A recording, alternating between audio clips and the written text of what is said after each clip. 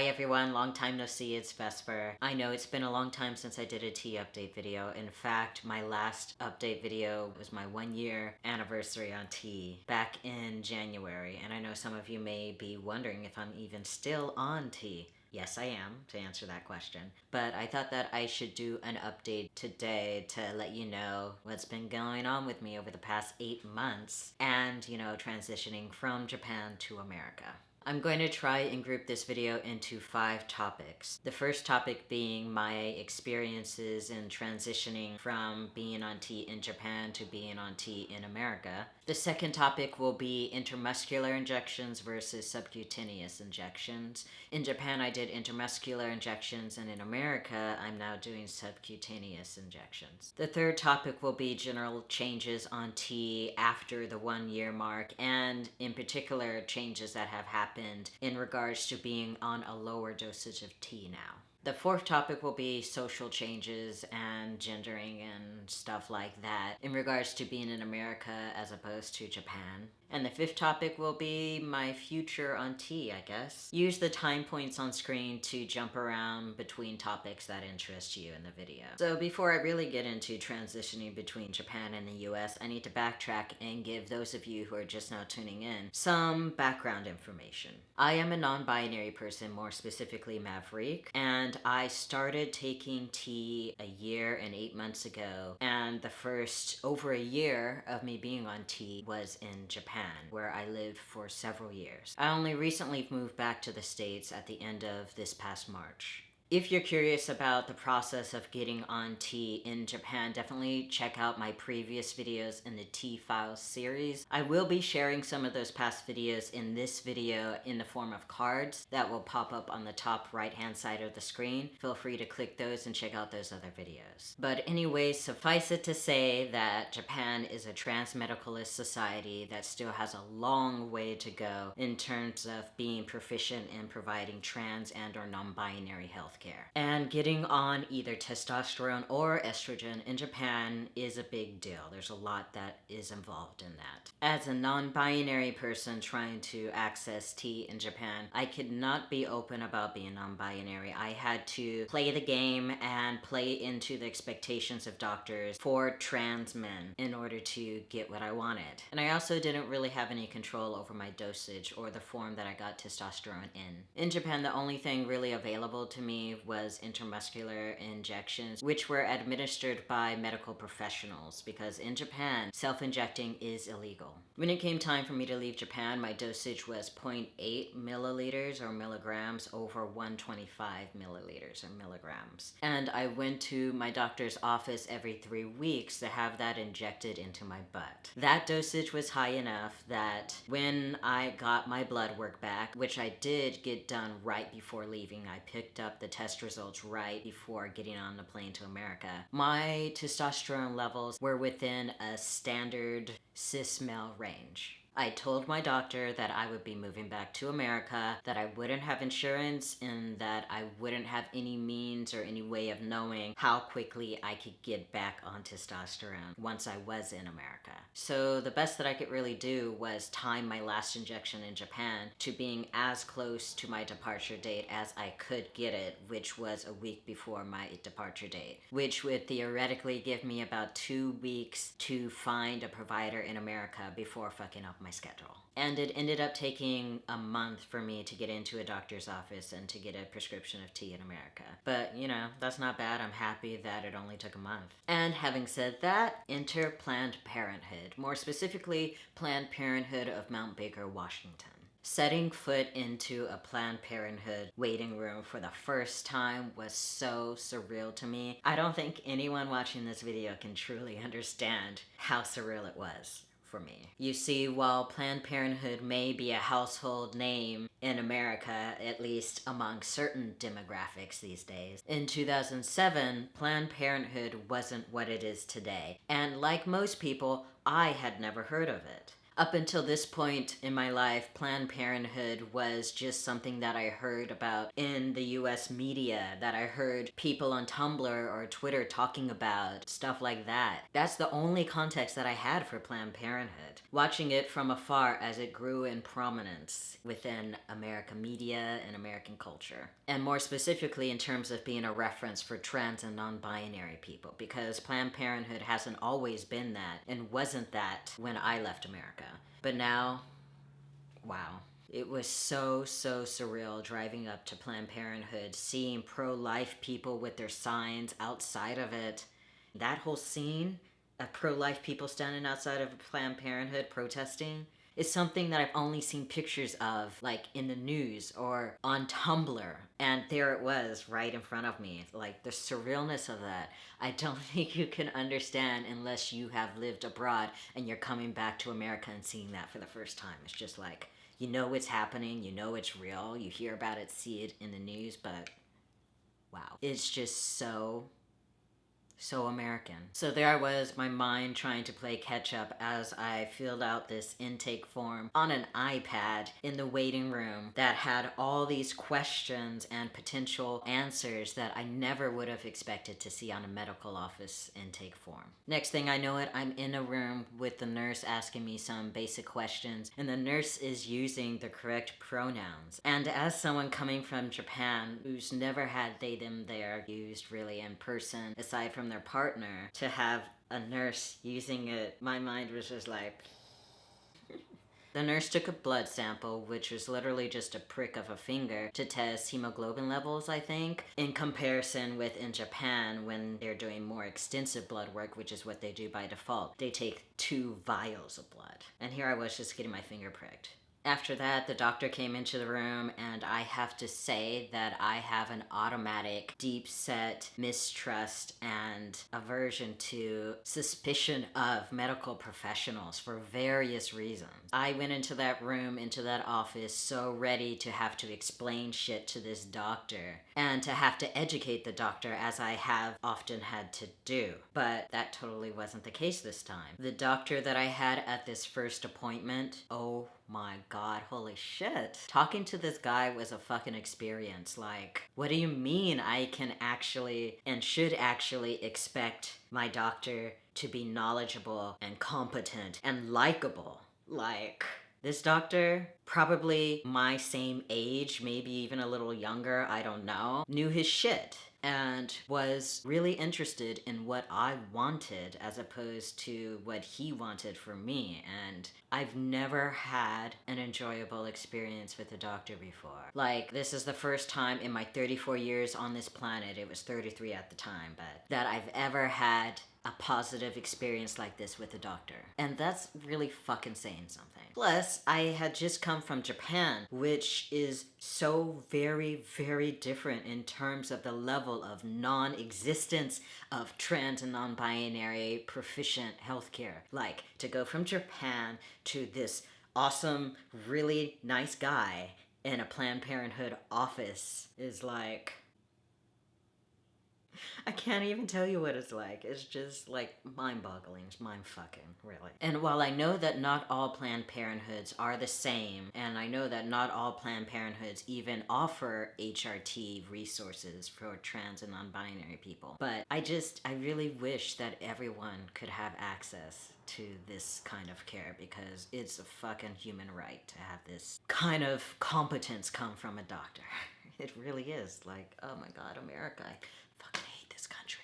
Long story short, I have a newfound appreciation and respect for Planned Parenthood and all that they do, and I was able to get a prescription for tea that same day after that first appointment. The doctor even recommended that I use the app GoodRx, since I didn't have insurance, to help make the testosterone and supplies more affordable. Thanks to that, I've been getting testosterone and supplies for about $32 a month, which is still more expensive than I was paying in Japan, but I'm not complaining. So, intermuscular injections versus subcutaneous injections. As I mentioned before, in Japan, T injections are generally done by a medical professional in their office, and it's administered intermuscularly, meaning they use a pretty big needle to jab you either in the butt or in the thigh directly into your muscle.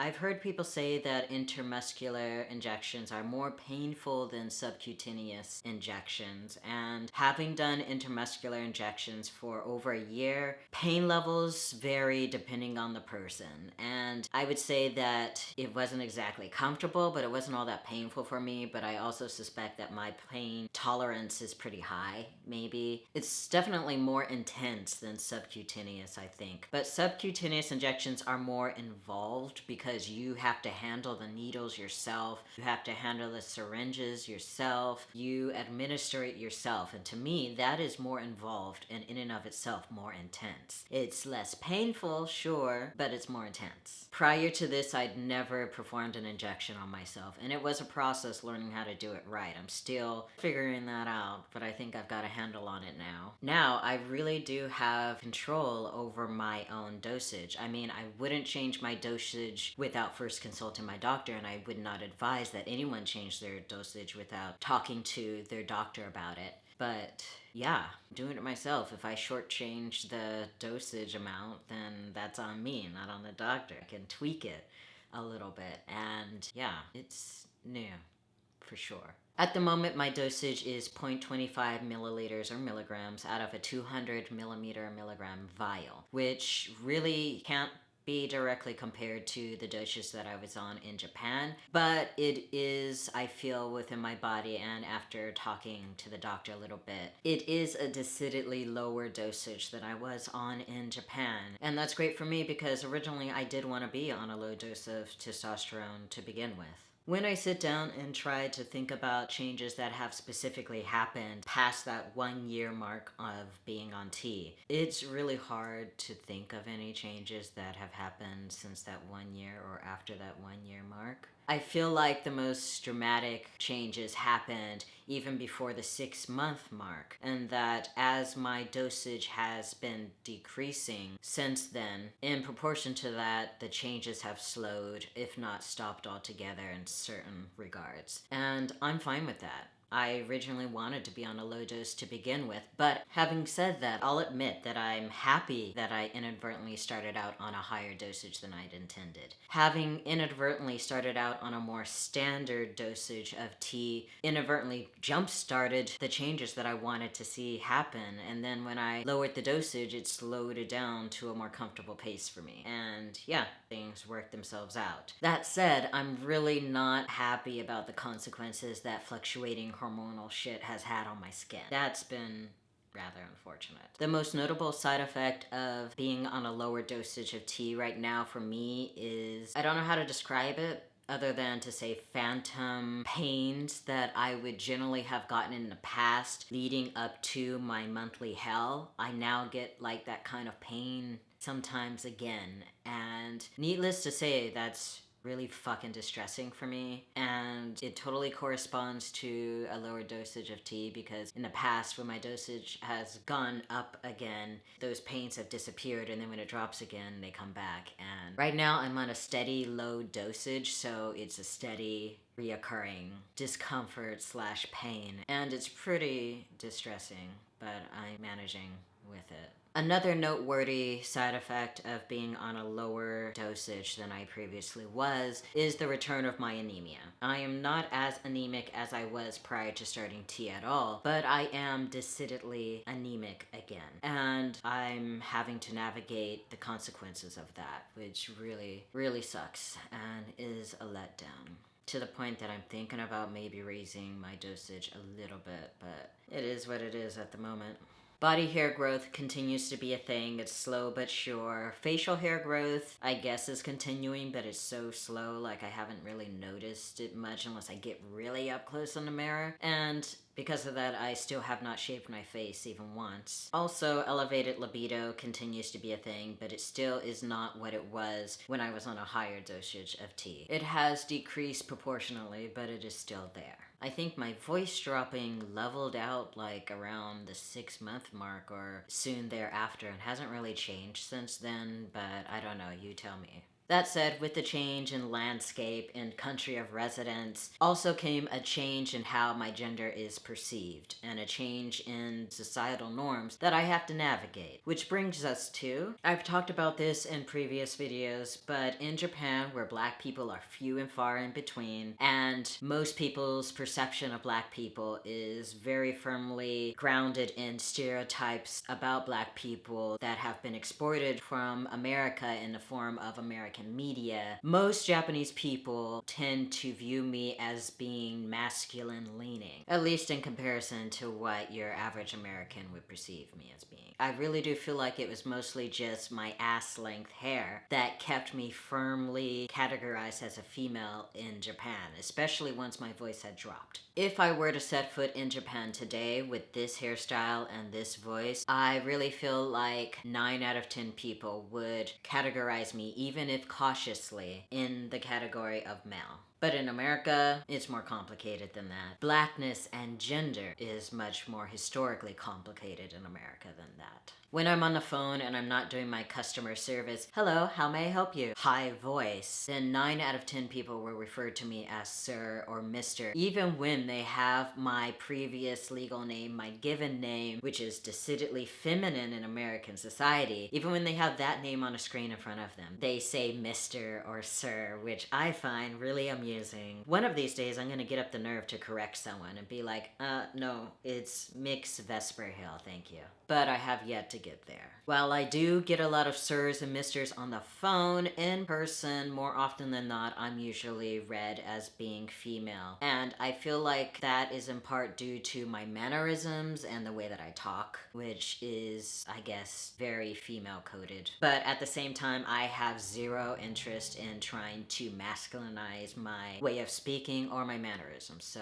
whatever the fuck, I don't care. Despite ultimately being categorized as female more often than not, I have seen a clear increase in people being hesitant or uncertain when they refer to me. They may ultimately place me in the female box, but they do it only after pausing for a second. And yeah, I'll take that for now, I guess. Plus, you know, it's really fun being gendered by a customer or client as male in the presence of coworkers that perceive me as being female, and me just rolling with it, not correcting them at all, which leaves coworkers in that really awkward position of not being able to correct the person either because I didn't. So yeah, long story short, I get gendered different ways depending on different people and different circumstances, and I'm just rolling with whatever the fuck it is in that particular moment, in that particular space. And since a big part of my job is kind of customer servicey, that results in some pretty amusing and interesting situations for me and my coworkers. And I will fully admit to enjoying the low-key gender fuckery, even if I would prefer it to be high-key rather than low-key. But I'll take what I can get for the moment. As for now and the foreseeable future, I